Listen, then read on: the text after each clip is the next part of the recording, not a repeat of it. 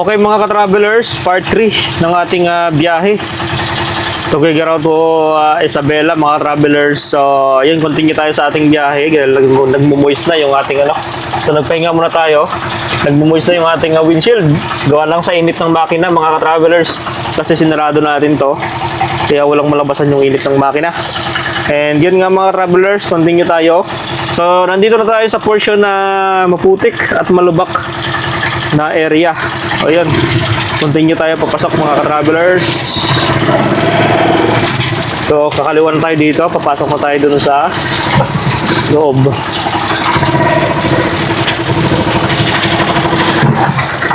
Yan, maputik na yan dito guys. At malubak.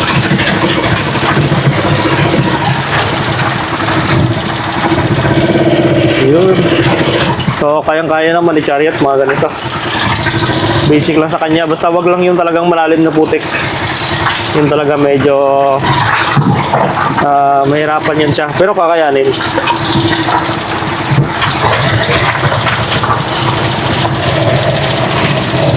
Yan, dito malalim yung tubig.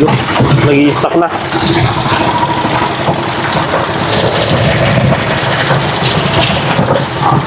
Grabe, nakadalawang pahinga tayo. Una, nagkape tayo. Then, nagpahinga tayo doon. Pinahinga natin yung ating makina. Dahil talaga namang mainit masyado sa makina.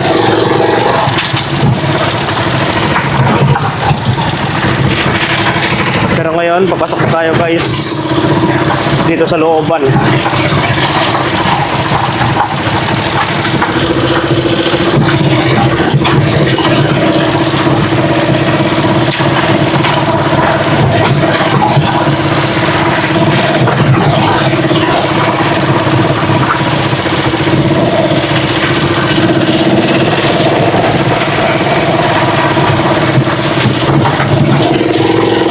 Wala kasi tayong karga kaya medyo matagtag tayo ngayon.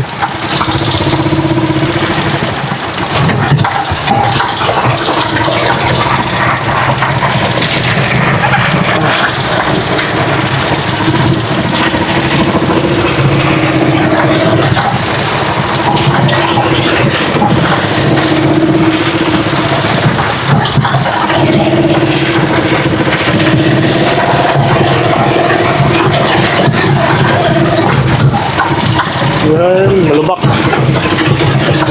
So may gate pala tayo na bubuksan dito.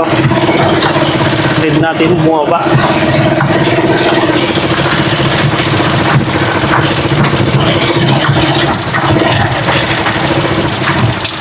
Primera natin.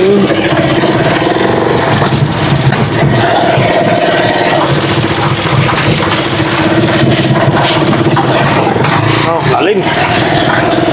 Itong mga may tubig dito, mga malalim to mga ka-travelers. Ito yung mga dinaanan ng gulong ng mga truck na nagdi-deliver dito. Katulad nito, ito malalim to eh. Yung lalim oh. Ayan, ito matindi mga ka-travelers.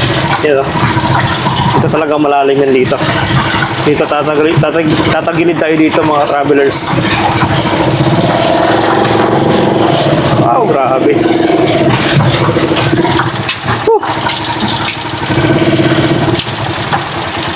Okay, pick up photo muna tayo guys. Init ng makina sa paa natin.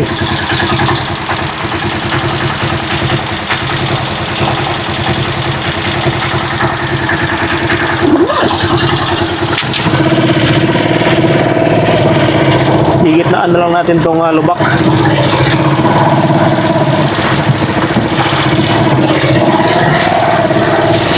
Uy, lalim. Tagilid. Tapos angat na naman. Ito malalim yung dito.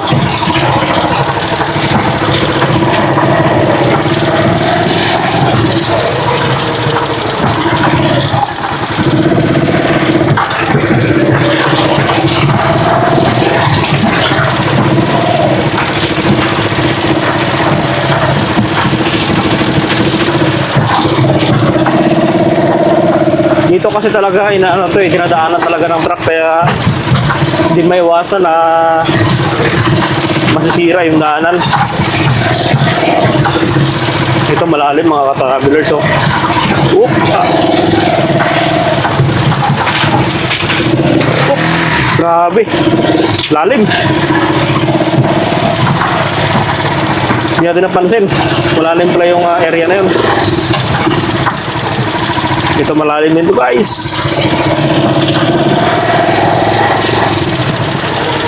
Oh.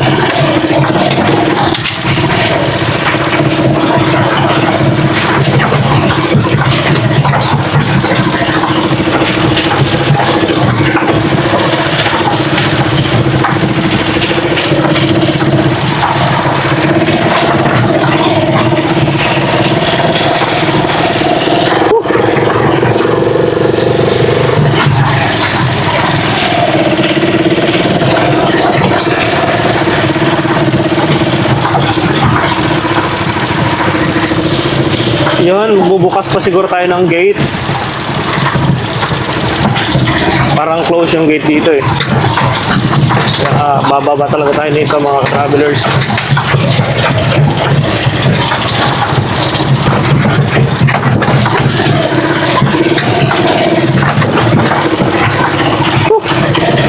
Ang ingay ng likod natin.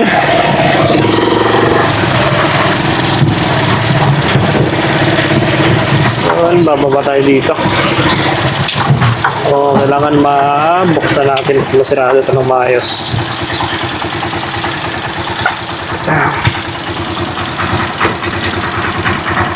Uy, pasok natin yung ating mic. Mabasa.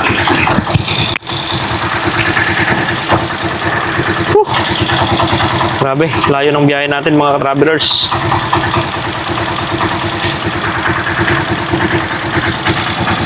Yeah.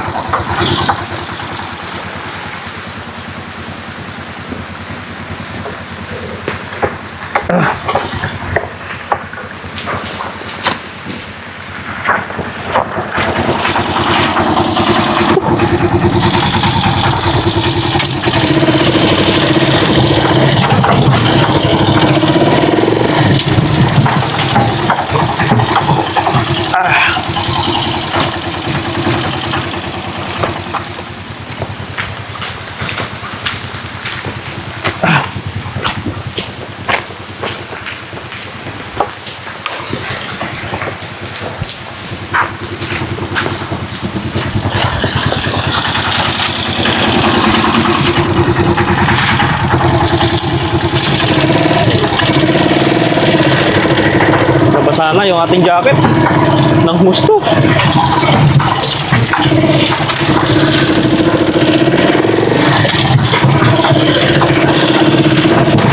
So, ito medyo malalim yung daanan dito. Gawa ng inaano talaga to ng tubig baha. Hinuhukay talaga to mga ka-travelers ng tubig baha dito. Kaya lumalalim ng lumalalim.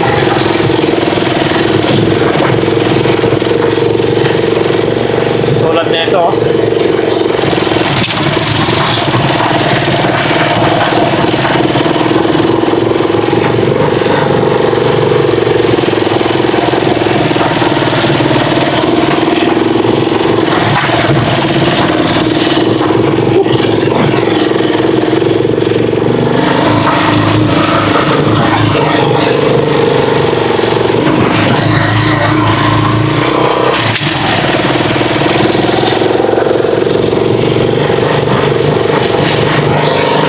Napakalakas ng buhos ng ulan mga travelers.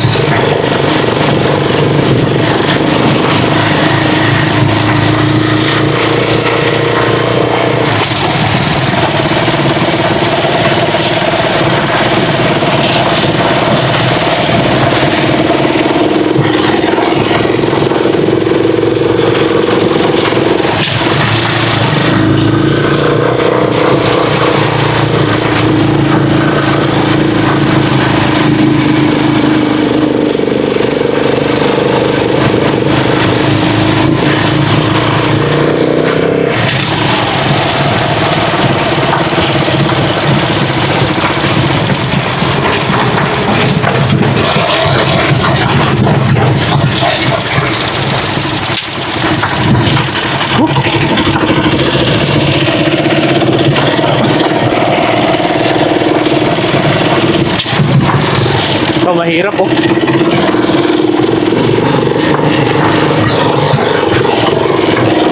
Tindaanan kasi ng tubig.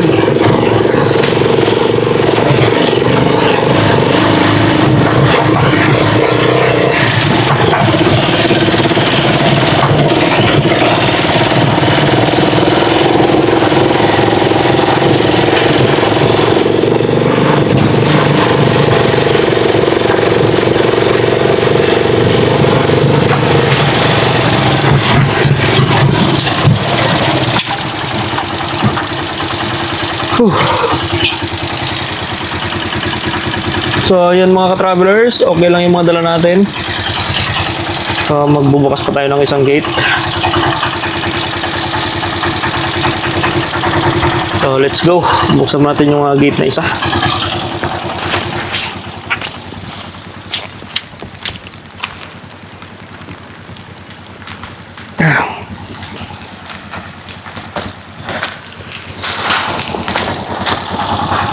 Okay.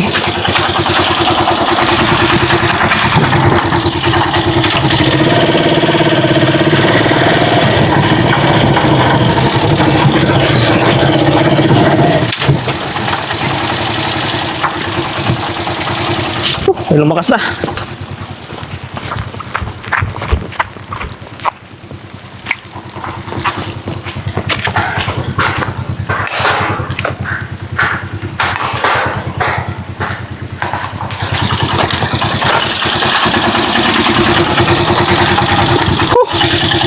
Grabe. Tagulan na tagulan. So yun mga travelers, bababa na tayo dito sa Palusong.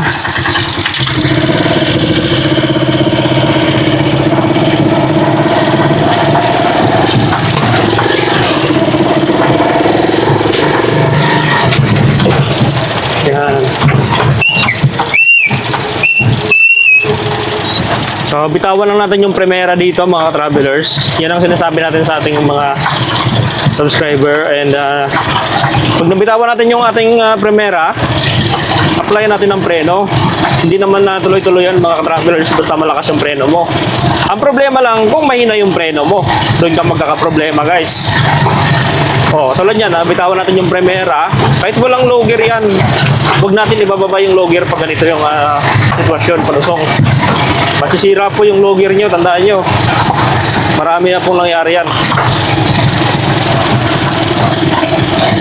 So, ang iba, kaya nasasira, napapersa po yung logger.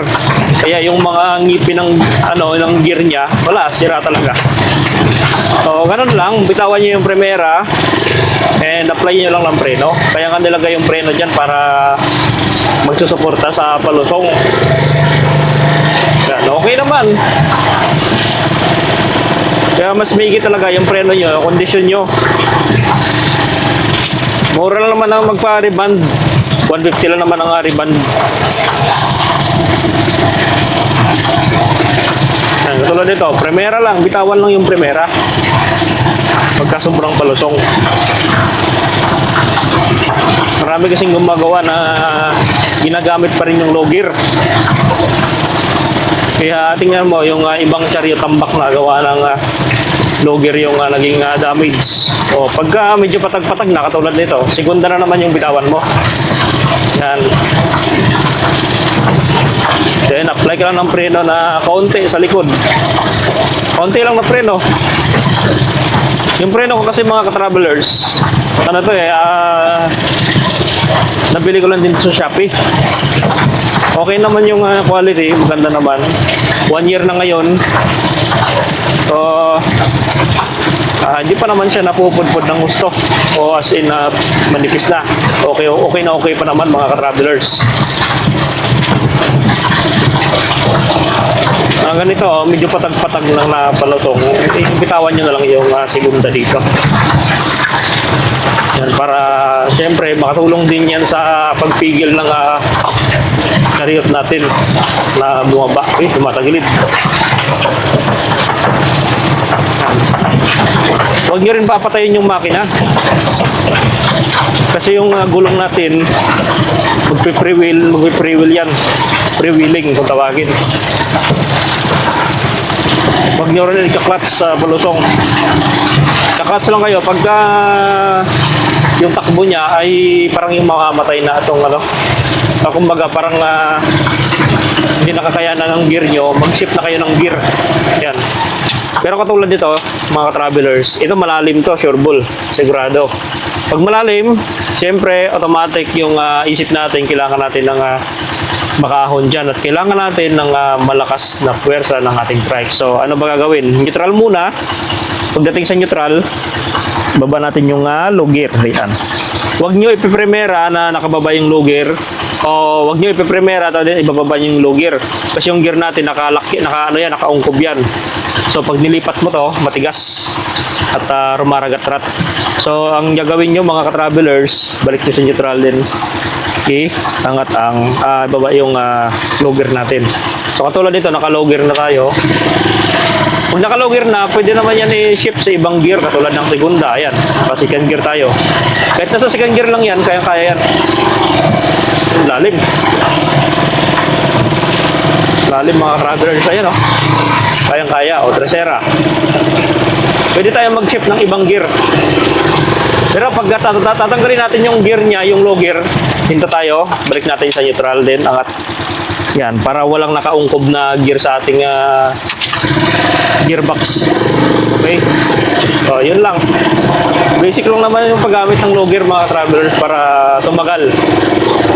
3 years na yung chariot ko na to, wala pa namang problema sa low gear niya. Pero yung iba nga, nagkaka-problema na talaga.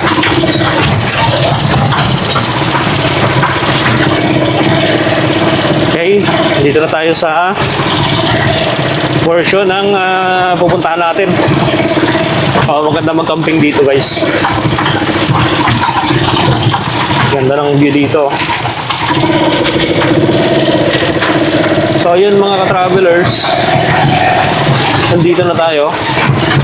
And thank you sa panonood ninyo ng ating vlog sa araw na ito.